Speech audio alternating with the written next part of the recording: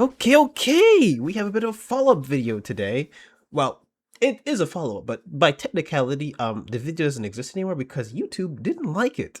Check out this video down below if you want to hear about that. But the Minerva Archive is saved, everybody. That's right. Clap your hands together. We have done it.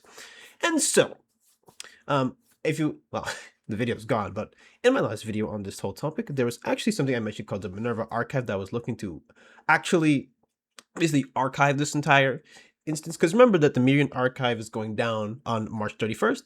But good news, according to this tweet over here, the Minerva mirror is now 100% complete. Total archive size is 385 terabytes. All dumps have been validated. Next stage is torrent generation, public availability. The website is now back online. Why this matters? Many game companies shut down digital stores for older consoles. If you didn't buy the games, there's no official way to download them anymore. ROM archives like this help preserve gaming history, so new generations can experience games we grew up with in the 90s. Now, I'm not a 90s kid, but I can still relate to the sentiment. And so that's basically what's going on right now. It's actually working pretty much well. Now, unfortunately, I will not show you any of the website, or not really. I can show you maybe a homepage, but that's about it, because I'm not trying to get struck again. And so, essentially, that's basically what happened. So, as soon as people heard about like this site was going down, basically a group of people just came together and said, we're going to go and preserve this, which is actually a massive W for game preservation, because I'm always of the opinion that lost media is never like fun. Like, even if a movie's like really bad, like imagine like The Scorpion King, you could never watch that movie again. Now that movie sucks, okay, especially now that movie's garbage, but it's still a fun to watch, so I always want to go back and want to watch The Scorpion King. Yeah, that movie's really stupid, oh my god. And so, at least with the movies, in that aspect, movies are probably one of the better preserved items, even like especially like really popular films. Because think about this, right? Every time a site goes up, inevitably it's going to get knocked back down again. But there's like 40 of them, so you can never really get them. So it's kind of interesting. Anyways, that's not even what this video is about. But the point is, yes, so Minerva is basically in full effect. And even here it says, from one of the head mods, says the Minerva's mirror is at 100% backed up. See post below for more details. And it says I'm the head mod, and it says it is 100% complete, and the total size is 385 terabytes. So at least we have our sources right in order, so we know what's what. And even funny enough, actually, even though here's what the website looks like, but even you can take a peek here, and wow, this does look like it was coded, with a little bit of Cloud, with a little bit of chat, a little bit of Gemini. Either way, you can actually see the progress of what's going on in terms of these archives. So if you actually look here, you have Archive 1 getting downloaded, Archive 2, Archive 3. And so you can see here how many terabytes it's just going. So it's very dynamic, and it's very much anybody can participate, because anyone who actually ever downloaded these games literally can actually, do that.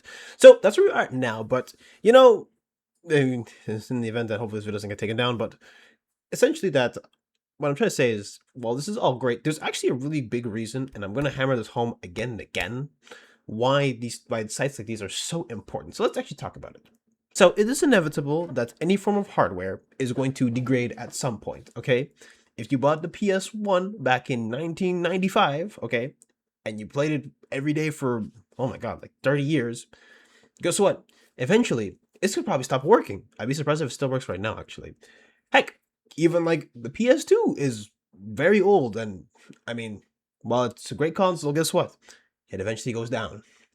Xbox 360, PS3, or even OG Xbox, guess what? Because those hardwares are so old, eventually, guess what happens, guys? Everything degrades at some point. And so, because of that happening, it is very hard to, play some games that you want to play from back then. And so, there's basically two ways that this essentially goes down, okay? Well, especially when it comes down to games. Either a game is very well preserved throughout the generations, especially if it's a really popular game, or it's thrown to the wayside, which is more than not what happens to most video games. Unfortunately, it's just a fact. And so it literally takes people volunteering like their space and their money to literally have to keep these games that these aren't being sold anymore. And here is the big like caveat when it comes down to sites like these. It's the fact that most of these games that are on there are not sold legally anymore. They're not sold. So you're technically not pirating something that is that isn't being sold. Okay, when you pirate something, it's usually just a service that's being offered right there. Like if the latest season of Wednesday is on Netflix, but you go to backstreet.com to watch it, that is pirating because Wednesday is still up on Netflix.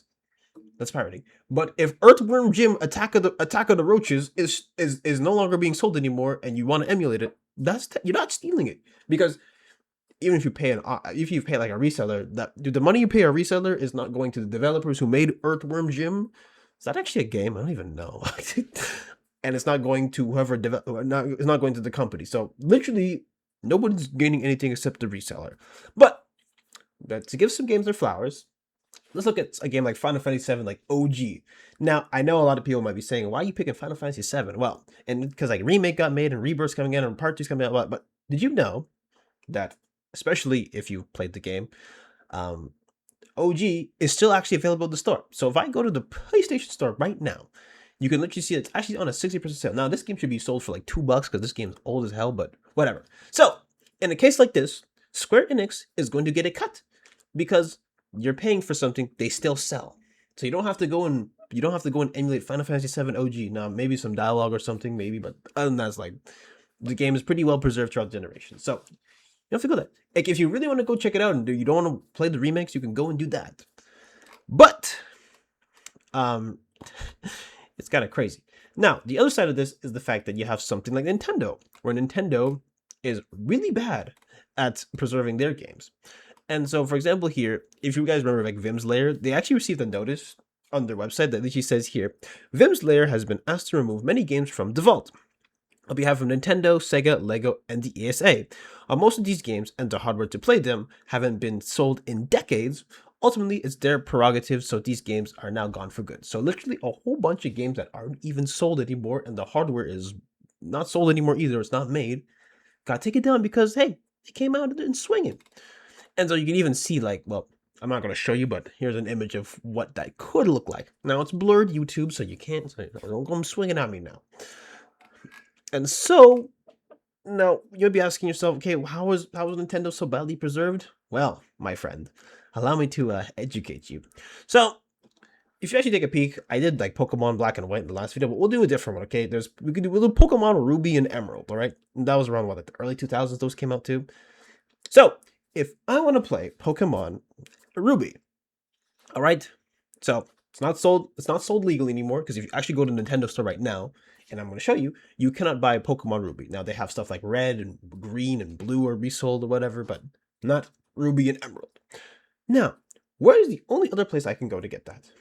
It's a reseller. And I'm just going to open up eBay right now. And what does it say here? What?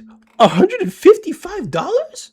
$206.28 for me to legally play a game on hardware that probably doesn't even work as well as it used to, and also Nintendo doesn't sell it anymore. And remind you that Nintendo's online shop also got taken down not that long ago either. So you're gonna tell. So let's do the steps again. The only way to legally play this game, I have to have the Game Boy Advance, okay? And I'm pretty sure my Game Boy Advance is actually broken. I haven't touched that in years. I have to have the game, all right? I have to have Ruby or Emerald, and I can just play into my stuff. But I can't customize the settings or nothing. So that's literally where we're at now, which is kind of crazy to me. But however, okay, you might say, okay, Pokemon Ruby and Emerald's a bit more niche. What's something a bit more popular? Okay, let's do into the game. So let's do Smash Melee. I'm pretty sure I brought up Smash Melee so many times, but because of, well, if you're in the Smash community, pray that you're not, but if you happen to be in it, you know how beloved Melee is, especially as a fighting game. Like, people still talk about it to this day. People still play it to this day. You'll see people live streaming Melee to this day. However, there's a bit of a catch. So, especially with how, crazy Nintendo is about their products. So, if I want to play Melee the legal way, okay? So, what do we establish? You gotta have the console, you gotta have the game. Okay. So, unfortunately, I didn't really have a GameCube as a kid. And I played Melee a little bit when I was younger, but this wasn't really played as much. So, if I want the game, let's look at eBay again. So, we have one for $74.99, one for $187.48, and one for $71.99. Do you know how insane this is? This game is literally over 20 years old. Yeah, it's over 20 years old now. And you want me to pay $100 and something bucks for a video game? That is crazy. You might as well stay for the One Piece. You actually have better luck getting that. And because I don't have a GameCube either. If I look at these prices, you have reportedly some of these are going from 127.55 to 292.20. Oh well, what's this? 149.16 to 328.45, or 110.86 to 133.44 for me to play one video game. Do you know how absurd that is? Like one video game to play, and you want me to pay that much money for it? Absolutely, absolute madness.